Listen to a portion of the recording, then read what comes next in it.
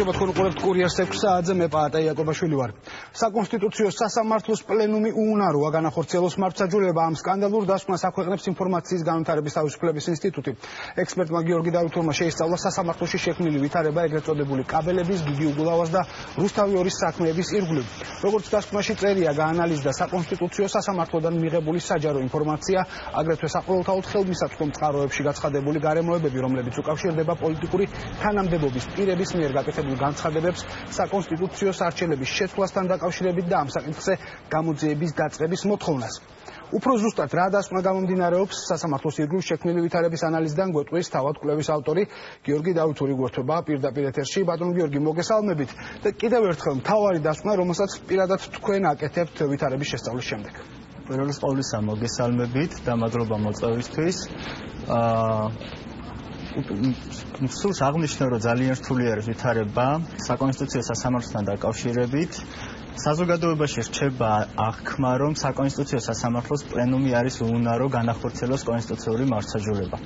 აღნიშნულს განსაკუთრებით იწვევს და ამძაფრებს მედია საშუალებებში, აგრეთვე პოლიტიკოსების მიერ გავრცელებული საჯარო განცხადებები, რის შედეგადაც რჩება საზოგადოებაში რჩება აღქმა, რომ საკონსტიტუციო სასამართლო გაყოფილი არის ეგრეთ წოდებულ ორად პოლიტიკური ინტერესების მიხედვით. პლენუმის უუნარობა რას ნიშნავს? ფიქრობთ თუ არა თქვენ, რომ პლენუმს არ შეუძლია მიიღოს საბოლოოდ გადაწყვეტილებები აი ამ საქმეებთან დაკავშირებით, იგივე რუსთავი ორზე, კაბელების საქმეზე, გიგი უგულავას საქმეზე? ჩვენთვის ზოგადად რთულია და ამ მოსაზრებაში არ კეთდება ის დასკვნა, რომ ზოგადად პლენუმს არ შეუძლია გარკვეული საქმე განეხილოს. დასკვნა შეეხება იმას, რომ როდესაც ჩანიშნული პროცესები ასე იდება და ამისი მიზეზი ხდება კვორუმის არარსებობა, ეს ყოველივე მიუთითებს საზოგადოებაში ტოვებს აღქმას, რომ გახმაურებულ საქმეებთან მიმართებით პლენუმი არ განიხილავს. შეიძლება ეს არის სწორი დასკვნა, შეიძლება ეს არის არასწორი, უბრალოდ მნიშვნელოვანია, რომ საზოგადოებაში რჩება ეს აღქმა. აგრეთვე მნიშვნელოვანია, რომ მხარეებმა კარგად გაიაზრონ ის როლი და ნებისმიერმა საჯარო განცხადებაზე გავრცელების დროს გაიაზროს როგორია ვითარება. კერძოდ აღნიშნულ აღქმას ამძაფრებს ეგრეთ წოდებული აცილების შუამდგომლობები. ჩვენ ნახეთ პარლამენტის წევრების მიერ გამოთქმული პოზიცია, რომ სარჩელების გამოცვლის გამო უნდა დაიწყოს გამოძიება. ჩვენ შევისწავლეთ საკონსტიტუციო სასამართლოდან გამოთხოვილი ინფორმაცია და აღნიშნული სარჩელების გამოცვლის საფუძველს ეს ინფორმაცია ნამდვილად არ იძლევა. უფრო მეტიც, სარჩელების გამოცვლის მოტივზე ან მიზანზე, საჭიროებაზეც კი არაფერი არ მიუთითებს. ბატონო გიორგი, შეგიძლიათ თუ არა თქვენ აგვიხსნათ, თქვათ, რა გავლენა შეიძლება მოახდინოს პროცესების მსვლელობაზე ამ ვითარებამ, პლენუმის უუნარობამ, თუნდაც როგორც თქვენ ამბობთ? პლენუმის შესაძლო უუნარობა, მგონი უფრო სწორი იქნება, რომ ასე დავარქვათ. პლენუმის შესაძლო უუნარობა კიდევ უფრო ამძაფრებს საქმის პოლიტიკურ ტვირთს.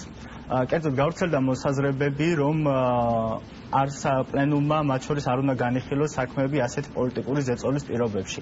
კონსტიტუციური კონტროლის მუდმივობა არის დემოკრატიული სახელმწიფოს ერთ-ერთი უმნიშვნელოვანესი გამოწვევა. როდესაც სასამართლოს შესახებ საზოგადოებაში რჩება აღქმა, რომ რაღაც იქნება ეს გახმაურებული საქმე, თუ იქნება ეს ჩვეულებრივი საქმე, პლენუმი ვერ აკეთებს, ვერ ასრულებს თავის კონსტიტუციურ ვალდებულებას. ეს უკვე არის საშიში ტენდენცია. ეს ტენდენცია არ უნდა დამკვიდრდეს, ვინაიდან უბრალოდ სასამართლოს მიმართ ნდობას ესპობა ამითი საფუძველი. რატომ აღმოჩნდა პლენუმი ასეთ მდგომარეობაში? თქვენი აზრით ხომ არ მოახდინა ამაზე გავლენა საკონსტიტუციო სასამართლოს შესახებ ბოლო დროს მიღებულმა კანონმა, რითაც პლენუმს უფლებამოსილება გაუფართოვდა? ბოლო დროს მიღებული კანონი მათ შორის გახდა საფუძველი იმისა, რომ ეს საქმეები მისულიყო პლენუმამდე. მაგრამ მნიშვნელობა არ აქვს იდეაში პლენუმის შესახებ ექნებოდა საზოგადოებას უუნარობის განცდა თუ კოლეგიის შესახებ. აქ არის საუბრობთ როგორც სასამართლოზე, რომელიც ვერ აკეთებს და რჩება განცდა იმისა, რომ სასამართლო ვერ აკეთებს რაღაცას, რასაც უნდა აკეთებდეს. აქ არ არის საუბარი საქმის შინაარსზე, აქ არ არის საუბარი. მე შეგახსენებთ, რომ ეს ყველაფერი მოხდა ქართული ოცნების ინიციატივით და ცვლილებაც საკონსტიტუციო სასამართლოს შესახებ კანონში ძალიან დაჩქარებულ ტემპში და რეჟიმში მიიღო მმართველმა პარტიამ. თქვენ ვერ ხედავთ აქ რაიმე კონკრეტულ მიზნებს, პოლიტიკურ მიზნებს? პოლიტიკური მიზნები თავისთავად ცვლილება რომ არის ძალიან დიდი მსჯელობის საგანი და აღნიშნულთან დაკავშირებით მაგალითისთვის კოალიციას დამოუკიდებელი და გამჭვირვალე სასამართლოსთვის არაერთხელ დაუფიქსირებია თავისი უარყოფითი პოზიცია.